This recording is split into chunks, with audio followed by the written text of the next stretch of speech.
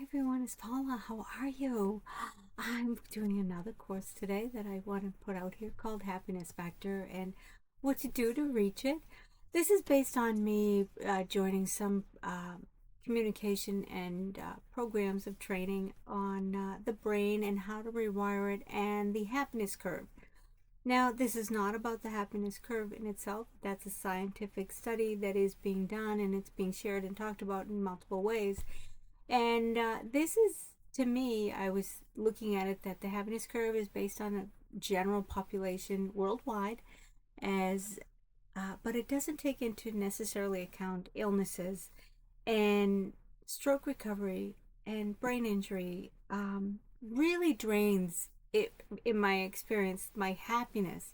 It drained the joy of life as I knew it, because I had to figure out how to get it again and how to appreciate things again. So I thought I'd share with you some of the things that I thought I got out of that happiness curve and physiology and understanding of psychology of the brain and its functions. But we do need to, in my opinion, always work on rewiring our brain. And we're rewiring our brain for happiness and positivity. We're looking to reach that, and I shared a little bit of that in my last training about factors that you can do immediately to help you reach a moment of and get dopamine. Includes smiling, but I am looking at broadening that a little bit further to recognize these components about rewiring your brain for positivity, and they include practicing gratitude. Gratitude is a practice. It is something that you need to do on a regular basis, in my opinion, of course. But it's like exercising a muscle. When you exercise your muscles and try to build a muscle, you actually have to practice doing that on a regular basis to build a muscle. Well, gratitude doesn't necessarily come naturally just because you got rest or just because you did something that was good. You need to actually practice that gratitude so it comes to the forefront on you as much as possible. And one of the things I did include in a previous video is practicing gratitude through my gratitude jar. So my gratitude today was, today being the middle of April, I'm grateful for the beauty of the snow. And I say that with such a big smile because I don't want snow in mid-April. At the same time, it is about practicing gratitude. And with that, I said, it is beautiful. The snowfall that came overnight is beautiful on the trees and on the ground. So I'm practicing gratitude.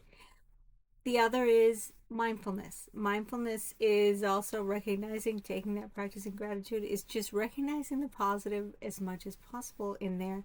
But also mindfulness is activities that you can do and actions that you do.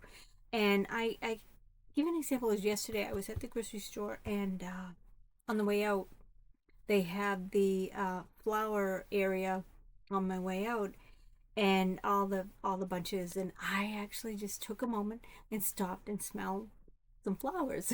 I just went stuck my face right in some of those flowers, and I know people around me were probably looking at me funny. It doesn't matter. I wanted to take in that moment of smelling those beautiful flowers. They were beautiful and gorgeous, and that to me is mindfulness, but also being mindful of that moment and taking what I have available to me and enjoying what I have available to me in that time. But also, someone behind me may have been thinking I was crazy, but others might be thinking, wow, isn't that nice? I got to do that too. That's also part of mindfulness. Mindfulness is looking at those good moments and trying to take advantage of them. Positive self-talk. Positive self-talk is something I do practice. I think all of these are practices, but positive self-talk is also a practice I do, for example, and I do it with gusto, or I try to say it with gusto. When I say it aloud, I am brave, I am strong, I am tenacious, and because of my faith, I do believe I am a child of God.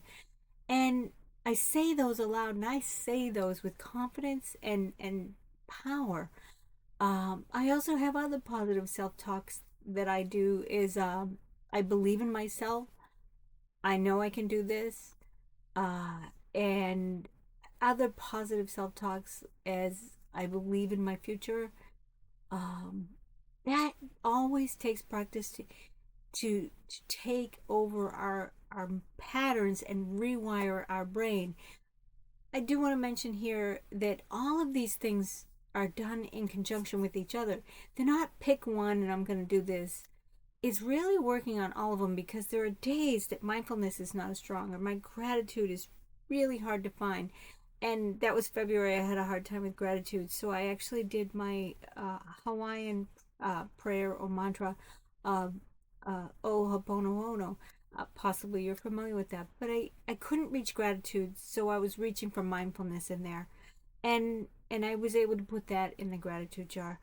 And I saw that as a direction for me to rewire my brain and maintain positivity, as you kind of need them all to help you continue that rewiring of the brain.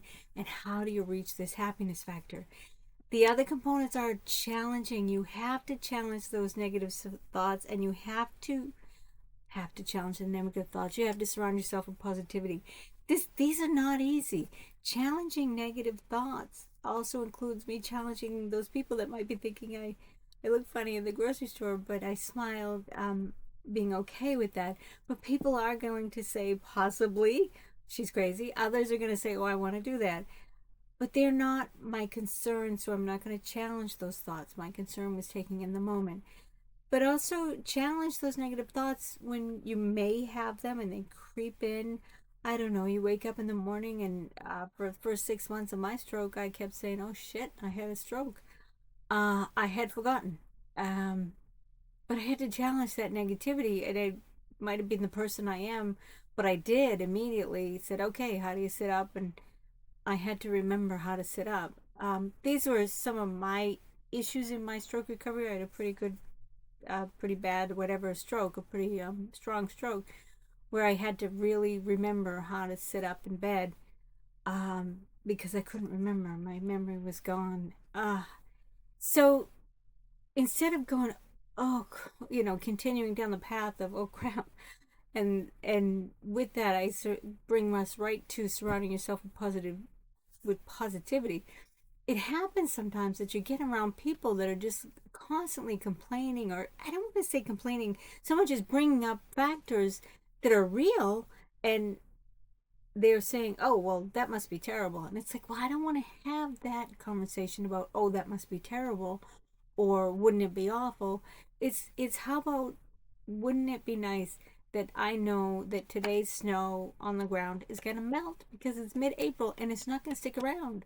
And that's a good thing. I'm ready for spring.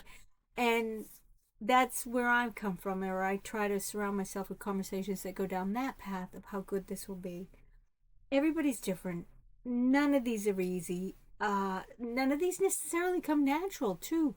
These are rewiring the brain, rewiring our journey in our brain injury and our stroke recovery. And I'd like to know what you're doing, and certainly share with me what works for you. I'm hoping you try all of these in conjunction with each other, because they do not work by themselves, in my opinion. And tell me what you're doing. I hope you have a great day. Take care.